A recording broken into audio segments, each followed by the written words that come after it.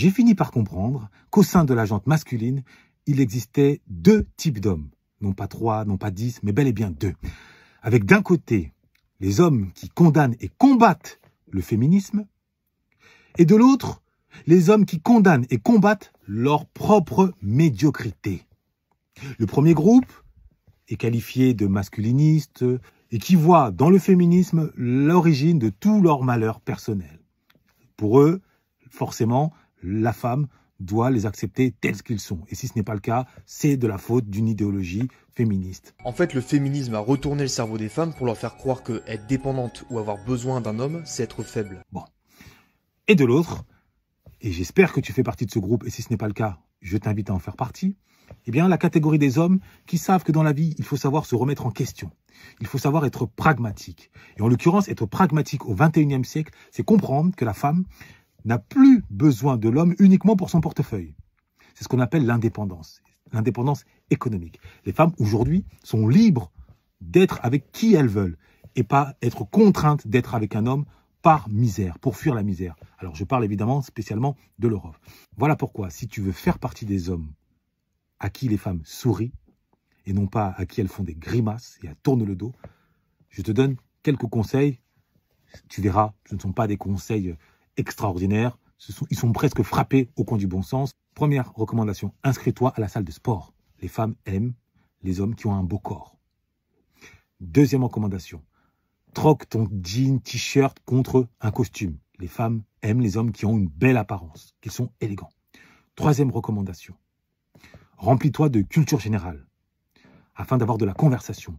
Les femmes aiment les hommes qui savent s'exprimer sur bon nombre de sujets. Et enfin, quatrième recommandation, élargis ton champ lexical de façon à avoir une belle éloquence. Les femmes adorent les hommes qui ont une belle éloquence, qui savent s'exprimer correctement, avec précision, qui savent maîtriser un certain nombre de concepts, ainsi que le langage affectif, qui permet de se mettre à nu, de mettre des mots sur des émotions vécues, ainsi que d'identifier les émotions vécues par l'interlocutrice, donc par elle-même. C'est fondamental. Donc, ces 4 recommandations, avoir une belle allure, un beau corps, une belle élocution et des beaux sujets de conversation, tu verras, si tu suis ces 4 recommandations, tu ne feras pas partie des hommes qui sont méprisés par les femmes et qui, à ce titre, se jettent à corps perdu dans la frustration, dans l'aigreur, sous couvert de lutte antiféministe. Et tu verras, tu feras partie des hommes pour lesquels les femmes se maquillent, se parfument, se coiffent, portent des talons, marchent de manière chaloupée, font du sport et même font preuve de douceur. Avant de te quitter, n'oublie pas que je t'attends le 16 avril prochain, décollage direction la planète Logos. Je vais te transmettre des règles d'or qui, si tu les appliques, vont te permettre également sur le terrain de la séduction d'être fort, d'être viril avec les mots. La virilité ne se limite pas aux muscles. La virilité est également une affaire de rationalité, une affaire de maîtrise de son logos. Quand tu sais raisonner de manière précise, impactante, quand tu es persuasif, quand tu es convaincant, uniquement avec les mots, sans juron, sans vulgarité, sache que tu mets toutes les chances de ton côté pour plaire à une femme. Maintenant, le logos ne te sert pas que à cela, bien évidemment. Il te sert dans tous les autres aspects de ta vie.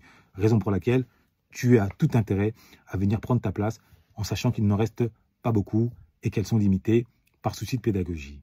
En résumé, ne perds plus ton temps à combattre le féminisme. Ça revient à mettre des coups d'épée dans l'eau. Consacre plutôt ton énergie à te libérer de ta propre médiocrité. Médiocrité physique, médiocrité vestimentaire, médiocrité linguistique, médiocrité sexuelle, médiocrité intellectuelle. Ça fait beaucoup de médiocrité. Néanmoins, médiocrité ne rime pas avec fatalité. Retrouve-toi les manches et tu verras, d'ici quelques semaines, d'ici quelques mois, tu feras partie, je le répète, des hommes pour lesquels les femmes se maquillent, vont chez le coiffeur, portent des talons, marchent de manière chaloupée, font du sport et même font preuve de douceur. Je n'ai qu'une parole, noblesse oblige.